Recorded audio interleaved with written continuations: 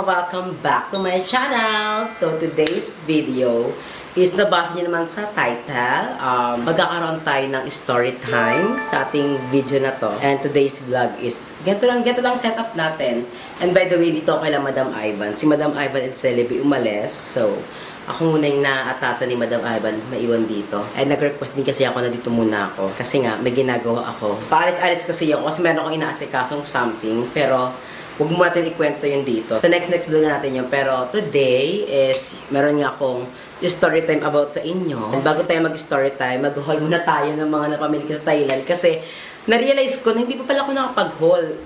Nakita nyo lang yung mga pinamili ko, pero hindi ko talaga na sabi ko ano yung mga pinamili ko. Pero mag-haul muna tayo ngayon. Ito yung mga napamili natin sa Thailand. Lahat to is nasa 200 2,000 baht lahat. So, pag kinonvert natin yung sa peso, mga nasa 2,500 pesos or 2,600. Hindi naman nagkakalayo yung pera natin sa Thailand. Kasi nga, ang piso sa atin, di ba piso sa atin? Ang piso sa kanila is 1.56 centavos. Ganun yung difference. Hindi naman nagkakalayo. At ngayon, mag-haul tayo ng mga napamili ko.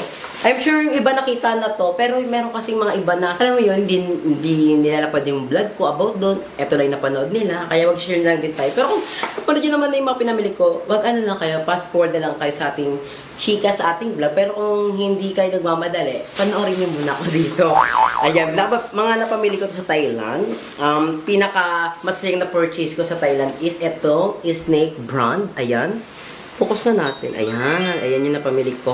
Ang dahil ko pinamili neto, binigyan ko si Celebi and si Andrew neto. Ito yung mga pinamili ko. Ano lang to, 33 baht lang to. So, kapag nasa peso siya, let's say siguro nasa ano na siya, 40 pesos o 45. Tapos, yung pagkawin ko nga sa Pilipinas, nakita ko, ang benta nila neto, mga nasa 100 pesos. Tapos, iba 130. Ang mahal. So, mapapaisip ko rin talaga na, siyempre, di mo pwedeng ibenta kung ano mo nabili. Siyempre, tutubuan mo talaga. Pero, mas maganda talaga kapag may gusto kong product, pwede ka magpasabay. Ay, marami akong binili. 1, 2, 3, 4, 5, and 6. Ayan. Walo itong nabili ko. Yung dalawa neto, binigay ko kay Ano, tapos kay Celebi. Yung mga pinamili kong ganito is bibigyan ko kay la mama, kay ate, sa kuya ko. Kasi ngayon, di ba sobrang init sa Pilipinas? ang init. 44 degrees. Na.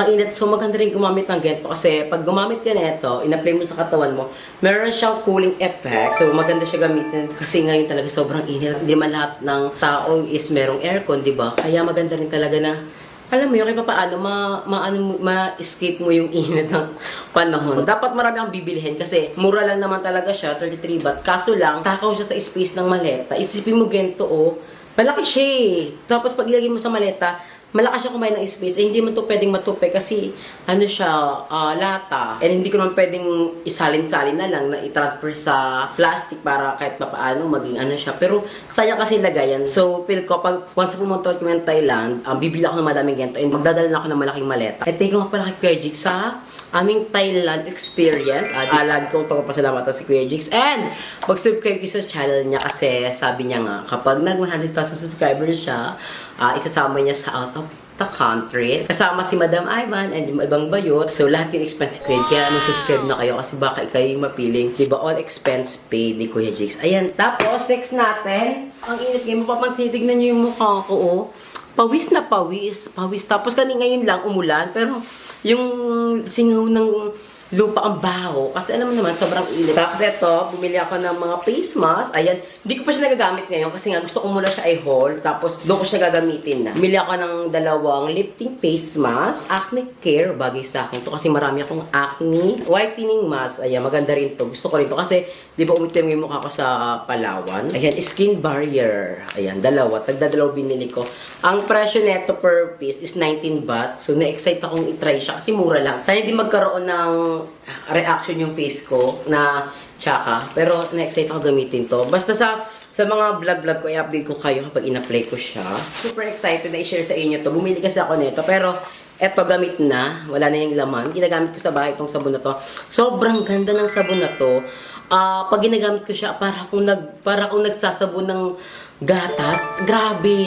Kasi nakapag-try ako na to before. Kasi pag bibili ako ng mga pills, may previous na ganito. Pero iba yung na-try ko na libre sa nabili ko talaga. Feel ko yung libre na previous sa akin, feel ko fake siya. Tapos ito talaga, ang bango. Kaya sayang, hindi ako nakapag-hoard ng madaming ganito. Kasi ano lang to, parang nasa 45 baht lang to. Magkano lang yun. Tapos, ito, meron pa ako isang sabon na bili, pero hindi ko pa siya natatry. Uubusin ko muna to. Then after, ito na yung gagamitin natin. Color red siya, pero hindi ko alam kung ano pinagkaiba na itong dalawa na to. Kasi hindi ko man ako marunong umintindi ng language na ganyan, di ba? Ganyan lang, maitindi ko ba yun? Ayan, bumili din pala ako nitong DHC, pero lagay na lang to. Gamit ko sa lips ko ngayon. Ayan. Ang init. Tignan niyo yung pawis ko. Oh, ay na. Naka-jacket pa ako ngayon, Kasi ang init na nga kasi. Tapos mapainitan ka pa ng hangin. Yung init kasi ngayon dito sa Cavite. May init na siya. Tapos yung hangin pa mismo. Ang init. Ewan ko ba? Parang dami mang puno dito. Tapos, ang pinaka-last na nabili ko ay eto. Ito talaga yung ito talaga yung pinaka-gift ko kay mama, kay ate. Bumili ako ng 4. Dapat nga pala talaga marami akong nabili. Kasi marami akong hindi naisip na bibigyan ko dapat na friend ako sa Cavite na gusto ko bigyan. Kasi paano ko bibigyan? Wala na. Sakto lang kasi ito para kay mama and sa ate ko. Ganyan siya. May kasama na siyang shampoo. And ito naman, sa likod is conditioner. Ayan. Maganda daw itong Dayan na to. So, na-excite akong ipagamit to kay mama. Ang binili ko 4, pero wala para sa akin, diba? Pero okay lang yan. Babalik pa naman kami sa Thailand. So, next time na travel namin, uunahin ko na yung sarili ko. Kasi wala talaga ng family para sa akin. Lahat to para kay mama, sa family ko, sa friend. Siguro, yung magiging sa akin lang is eto. Di ba binigyan ko sa Celebi nga? Tapos yung pagbibigyan ko kay Celebi, tinaray ko. Wala mix sa katawan. Meron siyang cooling effect na mapipili mo. Parang may menthol, ganun. So, yun lang yung napamili ko. Wala nang iba. So, dito tayo sa ating story time. Wait lang, nauuhaw ako. Ay, OMG. Wala na siya. Matigas na siya. Pinalamig kong tubig. Wala na. Naging yelo na siya. Mamaya na tayo uminom ng tubig. Mag-proceed na tayo sa ating story time. So, ayun nga mga mama. I'm so happy to announce sa inyo. Kasi, di ba recently nga galing kami ng Thailand. Tapos, meron akong Filipino viewers na nagtatrabaho sa Thailand. Tapos, ang trabaho niya sa Thailand, hindi ko alam mismo kung ano yung exact trabaho niya, pero nagtatrabaho siya sa isang clinic na gumagawa ng pokelya. In-email niya ako. Actually, hindi email yun parang minessage niya ako sa aking Instagram account. Tapos sabi niya, Jovi, I'm so happy na nakapunta ka ng Thailand. Alam ko dream country mo to, ganyan-ganyan. Kampasahin ko nga, nai-stress ako. Ayan, gusto niya daw ko into sa surgeon. Kasi yung boss niya gumagawa ng pokelya. Tapos sabi ko, hala, bongga naman, ganyan. Tapos sabi niya, oo, I'm a huge fan. Ganun. Ex-deal siya. Ang kapalit lang, vlog-vlog, ganyan. Wala akong iisipin. Lahat yung surgery ko, libre. Yung hotel accommodation ko, libre. Yung meds ko, libre. Lahat libre. And, kaso lang, ang sasagot ko lang, yung flight ko papuntang Thailand. Kasi nakauwi na nga kami. So, yung flight ko papuntang Thailand, pauwi ako sasagot. Pero once na nandun ako sa Thailand, lahat ng gagastusin, libre na. So, na-excite ako, pero somehow, napaisip ako na, hindi kasi biro yung surgery na gagawin sa akin. Alam niyo, pokelya yon. And yung surgery kasi na yun, kapag na-proceed ka na sa ganung surgery, hindi na siya mababalik.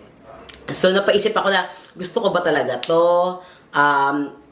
Magiging masaya ba ako after this? Alam niyo mga mama, marami na akong pinagdaan ng surgery. Yung ilong, dede. So far, yung pinakamasakit sa akin yung dede talaga. Pero yun nga, gusto ko i-sponsoran. So, napapaisip ako this day na itutuloy ko ba siya or hindi. Pero, ayan nga, kaya sinasabi ko sa inyo to kasi gusto ko malaman kung gusto nyo rin ba para sa akin or ayaw nyo. Gusto ko malaman yung opinion nyo about this. Kasi, syempre, part na kayo ng life ko. So, gusto ko rin talaga na malaman, na ipaalam sa inyo to na meron akong upcoming surgery. Pero hindi pa sure yung surgery natin. Tapos, ang sabi ko naman sa kanya, pag-iisipan ko muna. Tapos sabi, oo, okay lang, pag-isipan mo. Kasi, alam niya din naman na hindi biro tong mangyayaring surgery sa atin, if ever. Kasi, grabe, mahirap to. Kailangan mo talaga dito yung matinding test. Pero pag-iisipan ko muna siya kung ano ba talaga kasi hindi nga ito madali. And yung healing process, hindi ko alam kung madali siya, mahirap. Pero feel ko naman, kaya ko siya. Kasi sa susangan na kaya ko eh. Pero iniisip ko kasi yung healing process kapag sa mismong ari talaga tayo na surgery. So, hindi ko alam kung paano ko ihiinon, kung paano ko maglalabas ng dumi. Alam mo yung gano'n, naiisip ko na siya ngayon kung paano magiging eksena ko. Pero ganun pa man, gusto ko malaman yung opinion nyo. Comment nyo down below kung okay lang ba sa inyo, ayaw nyo. Lahat ng opinion nyo, tatanggapin ko yan. Lahat yun i-consider ko. Pero wag nyo naman yung bash na parang, Job, wag ka magkapaganyan. Kasi sa Diyos, ganyan. Parang magdadala pa kayo ng mga Diyos. Kasi, guys, wala namang gano'n. Basta, at the end of the day, this is my decision. Ako pa rin masunod ko anong gusto mangyari sa buhay. Pero gusto ko pa rin malaman yung mga opinion nyo about this upcoming surgery natin. Pero update ko naman kayo kung matutuloy tayo or hindi. Para sa akin, before kasi, ayaw ko siya, na ayaw ko magpakipay, okay na ako sa ganito, ganyan-ganyan. Pero yung may nag-open na Pokelya, tapos ex-deal pa, mamamahalang ang Pokelya. Pero yun nga, napaisip ako na gusto ko na siya. Kasi parang isa siya sa mga dream ko talaga. Kasi I consider myself as a transgender. So, ayun, parang gusto ko na siya. Parang gusto na ayaw. Siguro 70% na gusto, 30% na ayaw. Pero, syempre, magbabago pa din yan. Pero update ko naman kayo kung ano mangyayari sa mga following vlogs natin. Baka magulat kayo sa next vlog po, kaya tayo. Magulat na lang kayo bagong gawa ng kipay natin. Pero I don't know kung paano ko siya i-apply sa sarili ko. Naguguluhan pa ako pero sinabi ko na nga sa inyo kasi gusto ko ma-aware din kayo and gusto ko rin malaman yung inyong mga opinion, ganyan, China. So, yun lang mga mama. Thank you so much for watching. Yun lang, gusto ko lang i-share sa inyo yung eksena sa live ko. Kasi, alam niyo mga mama, isa to sa, siguro if ever matuloy to, isa to sa mga biggest surgery na mangyayari sa live ko. Kasi, ibang level talaga to. Kaya gusto ko na sabihin sa inyo para at least ma-aware kayo. Kasi, before yung sa ilong ko, biglaan lang yun eh. Tapos sa susang ko, lang din siya. Late ko na sinabi sa inyo na magpapagawa ako. Pero, okay na siya, ganun China. Update ko kayo sa ating next vlog. And thank you so much for watching mga mama. I'll see you on my next vlog. Ang haggard, ang init. Tignan niyo yung pawis ko. Kaya lagi uminom ng tubig ha. I love you.